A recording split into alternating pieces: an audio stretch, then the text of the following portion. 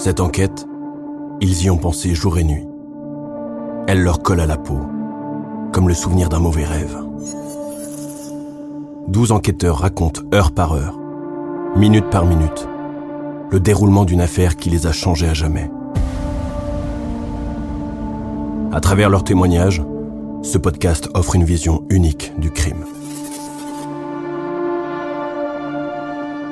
1999, Angers. Fabienne Lopéo, commandante à la brigade des mineurs, est alertée par ce qu'elle pense être de la maltraitance sur Marine, une petite fille. Mais plus l'enquête avance, plus elle se rend compte qu'elle a mis le doigt sur un réseau pédophile tentaculaire, abusant plusieurs dizaines d'enfants. Récit de cette affaire titanesque. Vous écoutez Une enquête dans la peau, le réseau pédophile d'Angers. Première partie.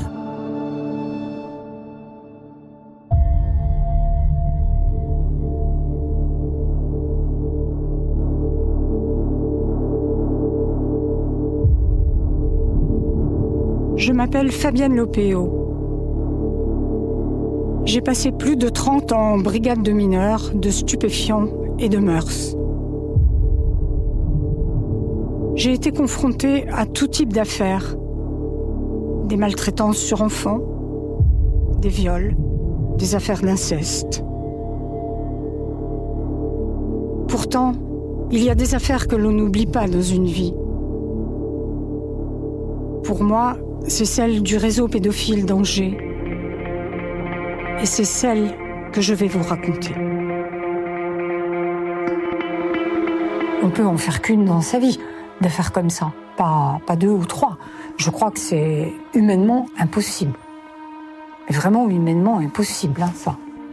Et je me dis, est-ce que les dégâts ne sont pas incommensurables ? En 2002, la plus grande affaire de pédophilie de France éclate à Angers. Pendant plus de 2 ans, Fabienne Lopéo va mener l'enquête à la brigade des mineurs. En 1993, j'ai été mutée à Angers.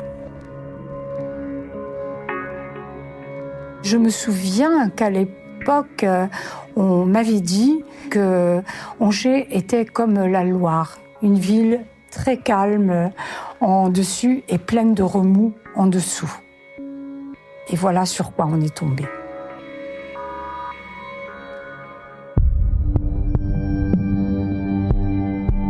Première affaire, la petite Marine.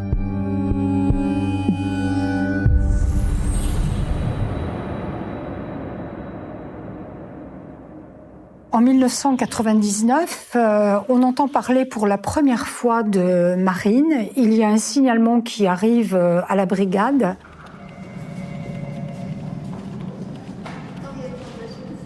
C'est une institutrice qui fait part d'un comportement bizarre de Marine pendant la sieste où elle simule l'acte sexuel avec un petit garçon. Et à cette époque, donc, on se dit que probablement l'enfant avait vu ses parents faire un acte sexuel et reproduisait ce qu'elle avait vu à l'intérieur de la maison. Donc le dossier est classé sans suite.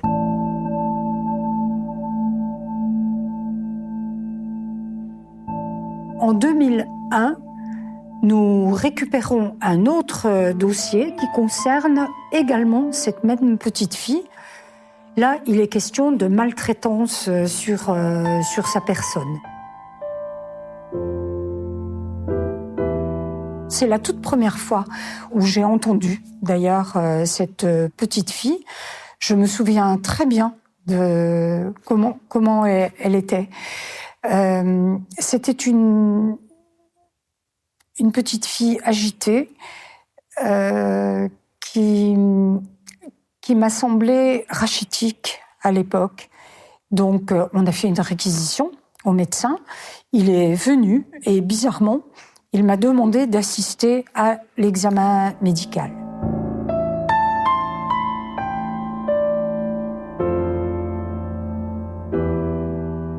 Je me rappellerai toujours de cette visite médicale où elle m'a accompagné. Marine, victime. Fabienne m'avait bien expliqué, c'était pour constater s'il y avait maltraitance. Donc forcément, dans la tête d'une enfant, ça met un blocage parce que je n'avais pas le droit forcément d'en parler, ni de montrer mon corps, parce que mes parents me l'avaient interdit. Et elle est restée là auprès de moi à attendre, et elle a attendu longtemps. Longtemps que je me décide enfin à pouvoir avancer vers ce médecin. Et du coup, je me suis décidé à pouvoir passer ce pas pour pouvoir faire avancer les choses, parce que moi, tout ce que je voulais, c'est que ça avance. Pour moi, c'était la porte de sortie qu'il fallait que je prenne très très vite.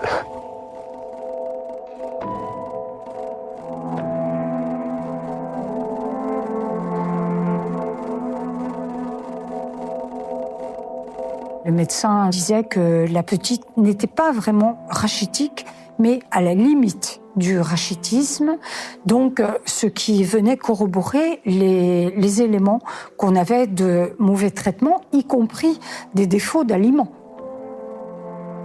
Ma sœur avait une chambre où de temps en temps j'avais le droit de dormir avec elle, ou sinon j'avais une couverture par terre. Je n'avais pas le droit de regarder la télé. Si j'osais me plaindre, j'étais puni dans un placard où j'y restais quelques jours. J'étais puni de manger.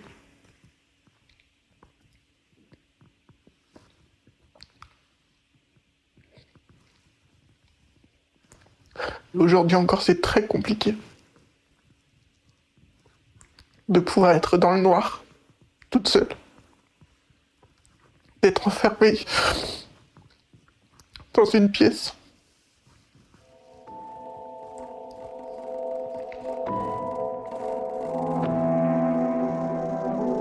On est venu nous chercher, donc moi, ma petite sœur et mon petit frère. On est venu nous chercher et on nous a emmenés dans un foyer d'accueil. Donc là, pour nous, c'était vraiment un soulagement. C'était un soulagement de me dire que j'allais pouvoir enfin manger correctement, dormir correctement, enfin vivre, quoi. À ce stade, vous êtes à milieu d'imaginer ce qui peut se passer. Alors, pas à milieu, à 100 milieux d'imaginer ça. On n'imagine pas. On reste sur des faits de maltraitance. Un témoignage clé fait avancer l'affaire.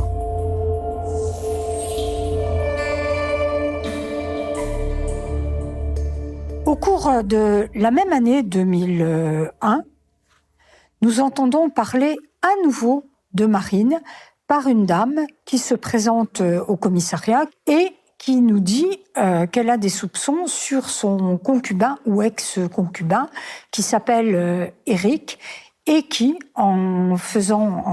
lors d'un acte d'amour, lui a fait part qu'il avait touché à la petite Marine. Cette dame donne des détails particulièrement crus, à savoir qu'il a léché le sexe de la petite fille et qu'il s'est fait pratiquer des fellations. Lorsqu'elle évoque le nom de ce monsieur, personnellement, donc je le connaissais comme étant un pédophile notoire. Je connais son passé, je connais le nombre d'enfants qu'il a déjà touchés, et je me dis, bon, ce qu'elle raconte est sûrement vrai. Mais pour vérifier tout ça, on sait très bien qu'il va y avoir des gardes à vue. On sait très bien qu'il va falloir interroger tous les membres de la famille de Marine. L'enquête part de là. Et après, donc, tout est venu s'étayer autour de ça.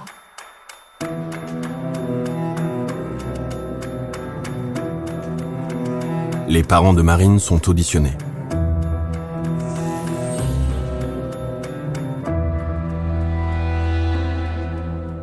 Notre collègue Philippe a dans son bureau le couple de parents et à un certain moment, il se passe une histoire. Entre le couple, la femme ne veut plus parler. Je soustrais la femme de son bureau et je l'emmène dans mon bureau. Ma collègue Catherine vient avec moi et à ce moment-là, on parle. Et c'est dans l'intimité de mon bureau que tout va se jouer. Tout.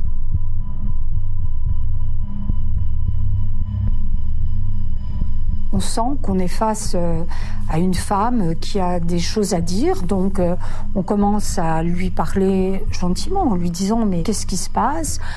Et elle n'arrive pas à s'exprimer. Elle pleure, elle n'y arrive pas. Avec Catherine, on se regarde et notre feeling de flic nous fait dire « il faut pas lâcher là ». Et on ne lâche rien. Ce que nous, on cherche à comprendre, c'est si la mère de Marine connaît ce pédophile, Eric, et s'il a pu abuser de ses enfants. Quand je lui ai posé des questions sur Eric, je lui ai demandé, et il vient souvent chez vous? Catherine Mercier, brigadière de police. Et là, elle est très vulgaire. Elle dit de toute façon, j'ai peur de lui. Il me dit toujours que si je parle, il va me foutre une tape dans la gueule. Je prends ses propos. Elle était très... Oui, de toute façon, il va dans la chambre avec les enfants, mais je ne sais pas ce qu'il fait. Et à un certain moment, je pense qu'elle pleure pour ses enfants. Et je lui explique que la seule façon de réhabiliter, s'il y a quelque chose à réhabiliter, c'est de parler. À ce moment-là, à cet instant précis, elle nous dit « je ne peux pas vous dire, mais je vais écrire ».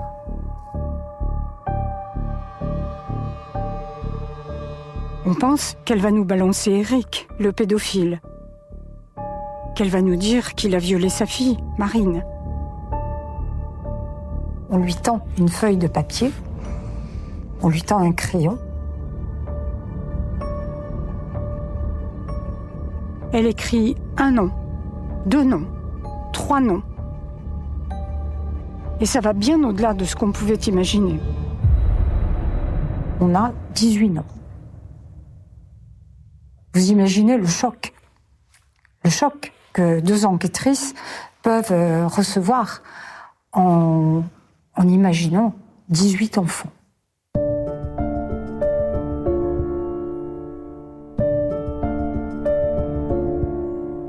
Elle raconte qu'il y a un trafic d'enfants à domicile.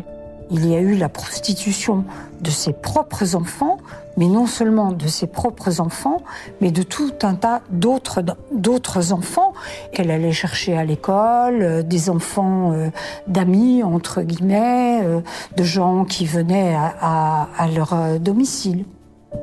Bien sûr, elle minimise son rôle, mais ce soir-là, elle a parlé. Et l'affaire a tenu à ça. Et ça me donne des frissons, quelque part, parce qu'il aurait pu ne pas avoir d'affaire. Parce que supposer qu'elle se braque, et vous savez, ça tient à rien. Un mot malvenu, un mot de trop, et la personne peut se braquer, se bloquer, se fermer, et ça aurait été fini. Avant d'appeler qui que ce soit, et les chefs de service et le parquet, avec Catherine, on s'est affalé dans mon bureau. J'ai entendu des affaires horribles, très très vilaines. Donc je savais que j'allais entendre des choses. Mais de là à soulever un dossier pareil, non, je m'y attendais pas. On se sent comme anesthésié en se disant « mais c'est pas possible, c'est l'horreur, c'est... »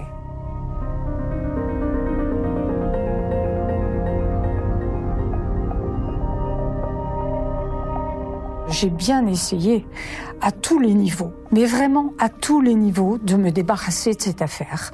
Parce que quand on nous a révélé et qu'on s'est rendu compte qu'il y avait au départ 18 enfants victimes, on se rend compte que ça va être titanesque. Je me suis dit, mais on n'y arrivera jamais.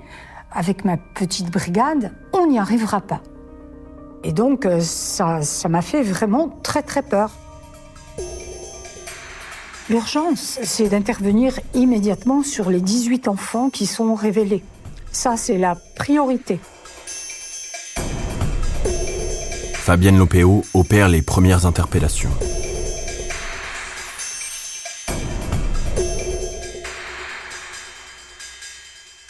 Quand on va chercher des enfants, on met les enfants tout de suite à l'abri et après, on interpelle ou on prévient les parents. On avait 18 familles à interpeller. La plupart des familles vivaient dans le même quartier d'Angers. Ça n'était pas un quartier chic, mais un quartier où se côtoyaient des commerçants, des artisans, des profs même. On n'imaginait pas qu'on allait tomber sur des appartements aussi sales. Je me souviens, une perquisition. Quand on arrive à l'appartement, déjà, quand je vois la porte, autour de la porte, déjà, il y avait des grosses mouches noires qui volaient autour de cette porte. Mais alors, c'était dans un état, c'était sale. Puis on voit une maman arriver. Qu'est-ce que vous venez faire par là? Voilà, elle était assez crue, vulgaire. Et là, ce qui m'avait interpellée, c'est qu'elle a sauté au cou de son mari et lui a dit « Je te l'avais dit qu'on allait se faire avoir ».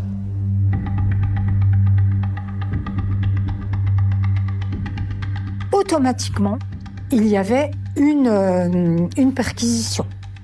Qu'est-ce qu'on trouvait en perquisition? Des cassettes pornographiques. Et que ça, que des livres pornographiques, des cassettes pornographiques, que ça. Le problème, c'est la publicité qui a été faite autour de cette affaire. Au fur et à mesure, ceux que nous devions interpeller, suivaient notre progression par la presse. Et c'est comme ça, donc, qu'on en est arrivé, mais très vite, à savoir que des preuves avaient disparu et qu'on ne les retrouverait jamais. La commandante mène les interrogatoires, qui s'annoncent compliqués.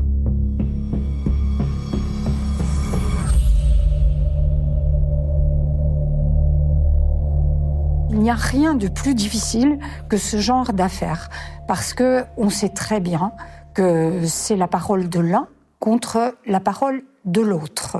Je savais que ça allait être très difficile, qu'il faudrait étoffer par moult confrontations pour arriver à faire éclater la vérité.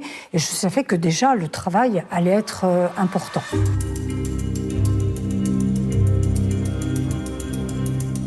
Pendant des mois, on va entendre des dizaines de suspects potentiels. Ce sont des gens qui vivent d'allocations, qui vivent à l'époque du RMI. On a eu les pires difficultés avec les adultes qui n'avaient pas du tout le même langage que nous. Et on s'est très vite rendu compte qu'avec notre langage habituel, nos termes juridiques, on ne comprenait rien à rien de ce qu'on leur demandait. Ce qui a amené à des scènes quelquefois cocasses. Pour eux, un sexe, ils ne savent pas trop ce que c'est, mais une bite, ils savent. Voilà. Il a fallu employer ces mots-là.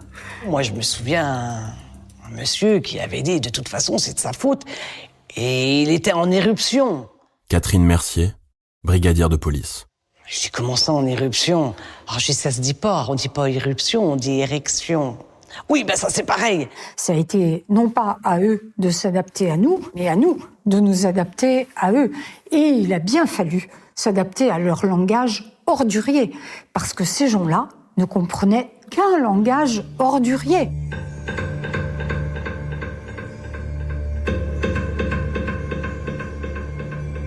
Certains se sont murés dans leur mutisme et d'autres ont parlé, nous ont beaucoup aidés. Et c'est comme ça qu'on est arrivé donc à déterminer qui était dans le réseau.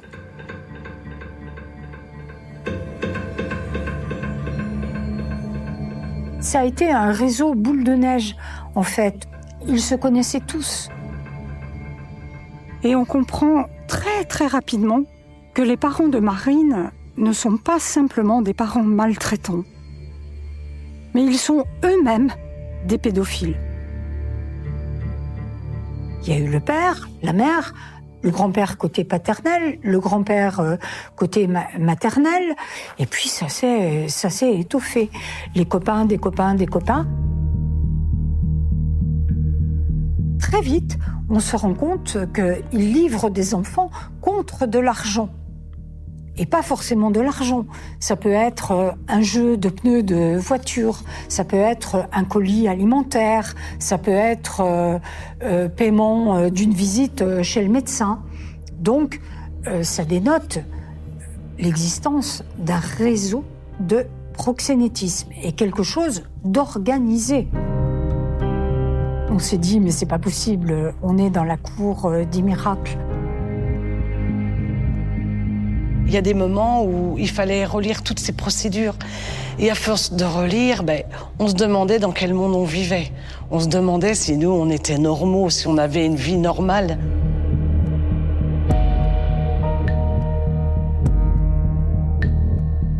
C'est par des auditions qu'on a déterminé. Il y avait une petite victime de 6 mois.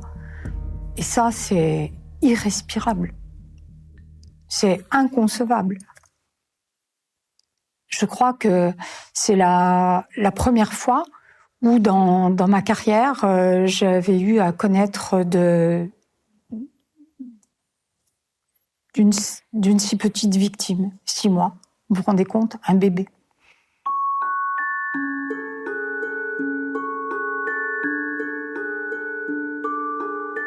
Il n'y avait pas de questions à se poser, c'était jour et nuit.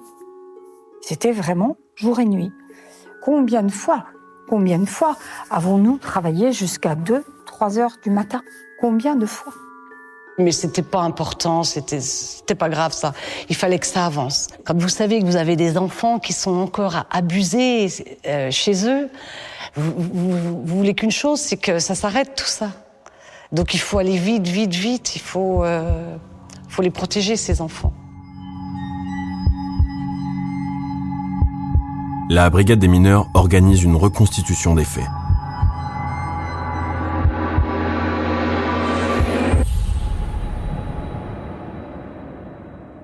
Il a fallu déterminer les lieux des viols. Bon, bien sûr, le lieu principal était le domicile des parents de Marine, mais il y en a eu plusieurs autres.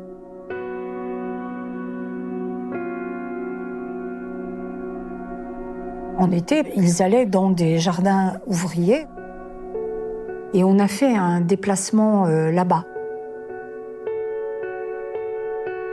Il y avait certains accusés, la juge d'instruction était là, mes collègues policiers étaient là, j'étais là, des avocats étaient là.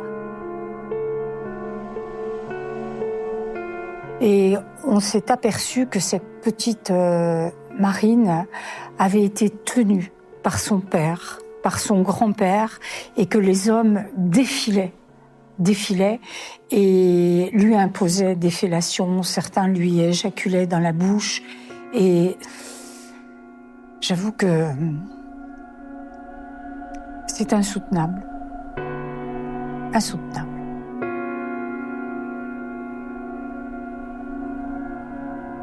Au début, je pensais que la vie était comme ça et qu'il n'y a pas d'autre moyen de vivre, quoi. Et que ça se faisait partout. Marine, victime. Même si on n'est pas là d'en parler, je pensais que... Enfin, vu que j'avais que grandi là-dedans, donc... je pensais qu'il n'y avait que ça et qu'on grandissait que comme ça. Et après, là, j'ai compris que quand on nous a interrogés, que c'était pas du tout ça. Qu'il y avait d'autres choses et qu'ils n'avaient pas le droit de faire ça. C'était de grands moments de solitude en rentrant à la maison. Souvent, le bois brûlait encore dans la cheminée. Et pour moi, c'était symbole de lumière. Et j'oubliais la noirceur de ce qui s'était passé au commissariat. Oublier toutes les horreurs qu'on avait entendues dans la journée. En fait, c'était retourner vers une vie saine, simple, pure, avec des choses extrêmement simples.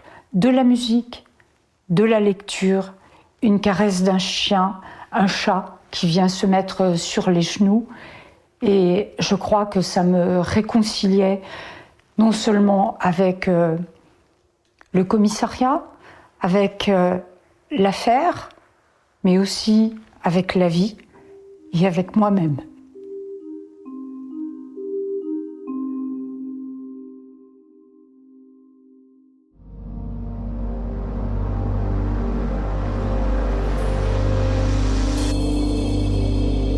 Vous venez d'écouter Une enquête dans la peau.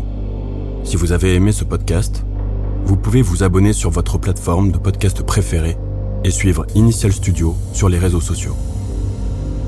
Une enquête dans la peau est un podcast coproduit par Initial Studio, Caméra Subjective et les films du 8e jour, adapté de la série documentaire audiovisuelle L'enquête de ma vie, produite par Caméra Subjective et les films du 8e jour, avec la participation de Planète Plus Crime Investigation, sur une idée originale de Sarah Lebas.